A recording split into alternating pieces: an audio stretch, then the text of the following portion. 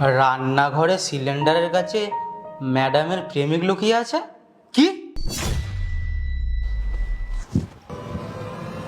সুইটি, তুমি চলে এসেছো? আমি সবে রান্না শুরু করলাম, তুমি রান্নাঘরে কেন এসেছো? তুমি যাও, আমি তোমার জন্য খাবার নিয়ে আসছি। সুইটি, আমি কিরকম একটা গ্যাসের গন্ধ পাচ্ছি। সরো দেখি, আমাকে একটা সিলিন্ডারটা দেখতে হবে। আরে কি বলছো? আমি তো সবে খাবার বানালাম, আমি তো কোনো গন্ধ পাচ্ছি না গ্যাসের। কিন্তু আমি পাচ্ছি, এই কারণে আমাকে একটু দেখতে হবে। সরো দেখি, সরো, আমাকে দেখতে দাও, সরো। আমি সকাল থেকে বাড়িতে আছি, আমি জানি না গ্যাস লিক হচ্ছে কিনা হচ্ছে না। সুইটি, তুমি আমাকে সিলিন্ডারটা দেখতে দিচ্ছ না কেন? ওখানে সিলিন্ডারই আছে তো, না অন্য কিছু? তুমি আমার কাছ থেকে কিছু লোকাচ্ছ না তো? বুবা, এসব কি বলছো? এটা আমার আর তোমার বাড়ি, এখানে আমি আর তুমি ছাড়া আর কেউ থাকে না। অন্য কেউ কোথা থেকে আসবে এখানে? তুমি কেন আমাকে ফালতু সন্দেহ করছো? আমি এই বাড়ির গার্জেন, আর আমার দায়িত্ব এই বাড়িতে সব ঠিকঠাক চলছে কি চলছে না দেখার। আর আমি কি একটা গন্ধ পাচ্ছি, তাই আমি চেক করবো বলছি। আর তুমি আমাকে চেক করতে দিচ্ছ না কেন? নিশ্চয়ই কিছু কোনো ব্যাপার আছে, ওই জন্যই তো আমার সন্দেহ হচ্ছে। আরে এরকম কোনো কথাই না, তুমি সবে অফিস থেকে এসছো, একটু রেস্ট নাও, যাও ফ্রেশ হও, পরে দেখবে এসব। আমার কোনো প্রবলেম নেই, আমি টায়ার্ড আছি বা কিছু। তুমি সরো, আমাকে চেক করতে দাও, আমাকে দেখতে হবে ওটা। সরো সরো।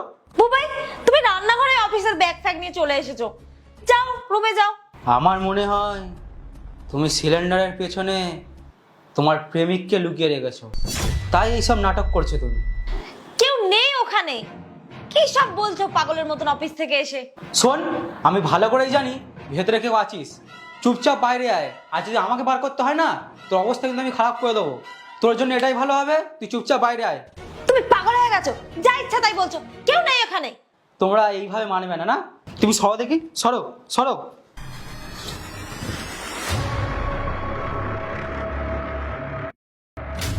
আয় বাইরে আয়, বাইরে আয়। চ চ চল চল। বুবাই বুবাই সানিকে চল। বুবাই সানিকে ছেড়ে দাও। সানি, এখন দেখছি তোর নামও জানো, আর ভেতরে তো কত নাটক করছিলে। আমার মাথা খারাপ হয়ে গেছে, আমি পাগল, আমি যা ভুলভাল বকছি। সবার মতন তুমিও আমাকে চিট করলে। জানো, আজকাল সমাজে এইগুলোই হচ্ছে, প্রত্যেকটা স্বামীকে তার স্ত্রী ঠকাচ্ছে। আচ্ছা, তুমি যেকালে ওকেই ভালোবাসবে, তুমি যেকালে এইসবই করবে, তুমি তাহলে আমাকে বিয়ে করলে কেন? আমার জীবনটা নষ্ট করলে কেন? তুমি তো একবার ভাবতে পারতে এইসব করার আগে। আজকাল সমাজে এগুলো হচ্ছে শুধু তোমার মতন কিছু মেয়ের জন্য। Shut up! এমন না যে তোমার সাথে বিয়ে হওয়ার পর আমি ওকে ভালোবাসি।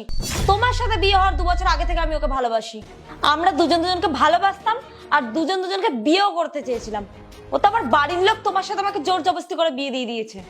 তোমার ভালো